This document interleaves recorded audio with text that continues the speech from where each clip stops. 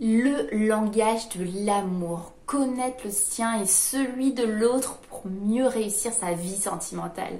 Bonjour à toutes et à tous et bienvenue sur ma chaîne Esther Valentin, votre coach spécialisé en vie sentimentale.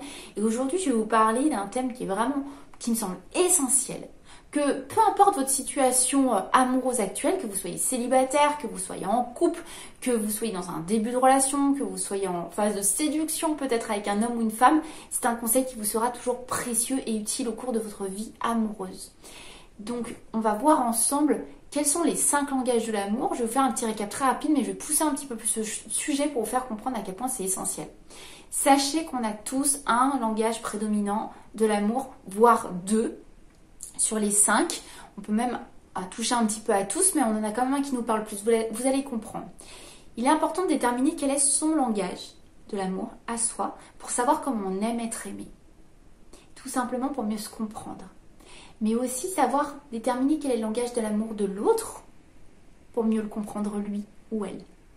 Il y a 5 langages de l'amour qui existent. Je vais vous pousser à lire ce livre. C'est les 5 langages de l'amour de Gary Chapman.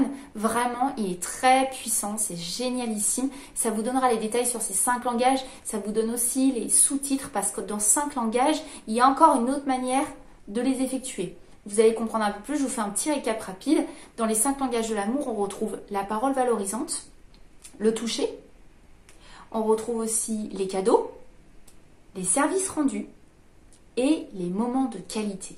Donc vous imaginez bien que dans ces 5 langages, on est dans les gros titres et en plus il y a des sous-titres. Dans les paroles valorisantes, il y a plusieurs manières de communiquer. On peut communiquer ses sentiments, on peut plutôt être compliment, on peut parler d'une autre manière encore. Dans le toucher, il y a encore différentes façons d'être tactile ou non. Est-ce qu'on est plutôt câlin? Est-ce qu'on est plutôt petit geste attentionné? Dans les services rendus, ça peut être par exemple...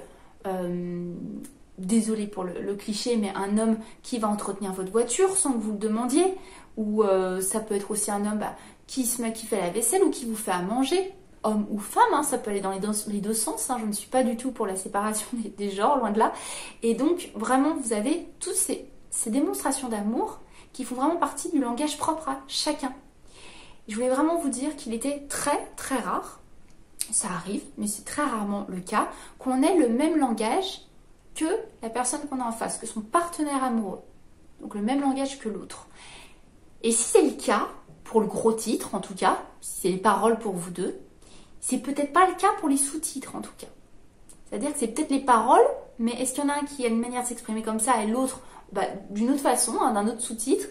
C'est possible. C'est très rare qu'on ait exactement le même langage. C'est pour ça que c'est important de connaître le sien. C'est plus facile de montrer à l'autre comment on aime être aimé. Et c'est aussi beaucoup plus intéressant de connaître l'autre parce qu'on va souvent faire une erreur. Il faut savoir que généralement, on aime l'autre comment on aimerait être aimé. Donc déjà, ça va vous en dire beaucoup de votre façon. Regardez-vous comment vous aimez aimer l'autre. Regardez-vous pour les gestes que vous faites ou les paroles que vous dites. Regardez votre manière d'aimer. Vous allez beaucoup en apprendre sur vous, mais finalement, c'est pas sur l'autre que vous allez en apprendre. C'est sur vous. Votre façon d'aimer, c'est généralement comment vous aimez être aimé, vous. Donc regardez-vous, vous allez en apprendre beaucoup plus sur vous, mais aussi regardez comment vous faites, comment vous agissez et comprenez que ce n'est pas forcément comme ça que l'autre aime être aimé. Vous allez en apprendre sur vous en regardant vos gestes. Et parallèlement, connaître le vôtre et celui de votre partenaire, regardez comment l'autre vous aime, vous allez apprendre à savoir comment vous devez l'aimer, comment lui va être répondant à son langage de l'amour à lui. Je vous dis de connaître tout ça, pourquoi? Parce que ça évite vraiment un gros quiproquo dans la relation amoureuse. C'est vraiment, ça vous met dans une meilleure compréhension de l'autre et de vous-même.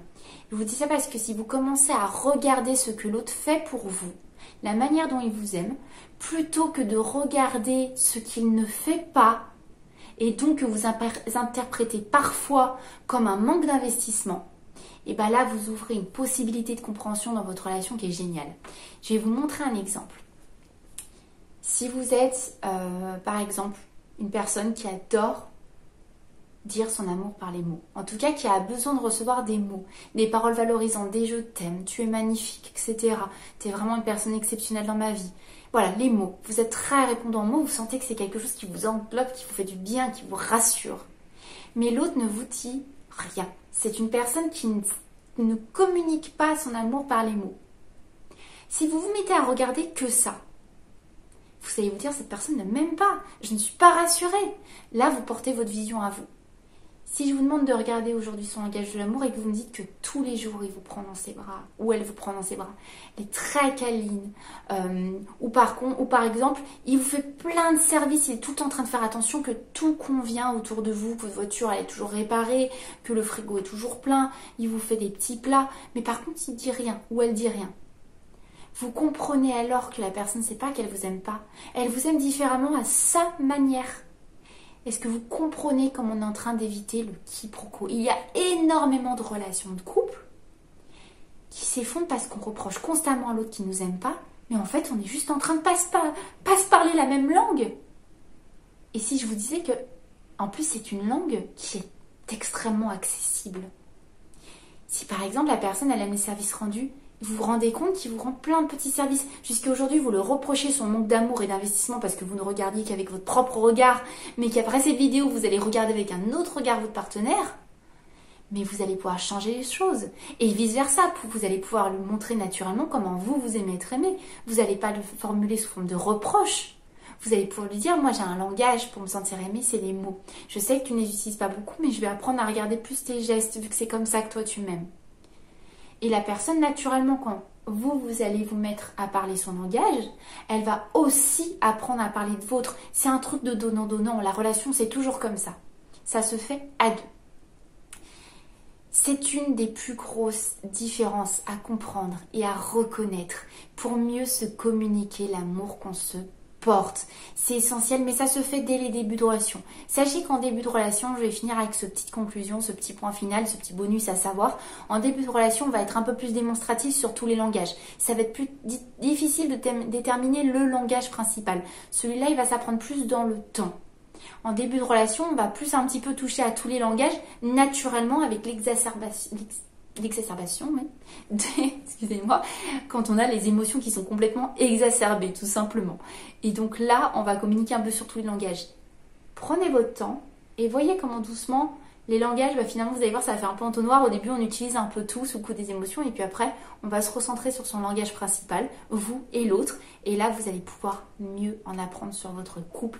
Et je vous assure, ça enlève un gros quiproquo qui génère des grosses insatisfactions dans la vie amoureuse. J'espère que cette vidéo vous a plu. Si c'est le cas, je vous rappelle de la liker parce que ça fait plaisir. Et surtout, sachez que je ne vous lâche pas parce qu'on se retrouve très vite pour une prochaine vidéo. Bye bye.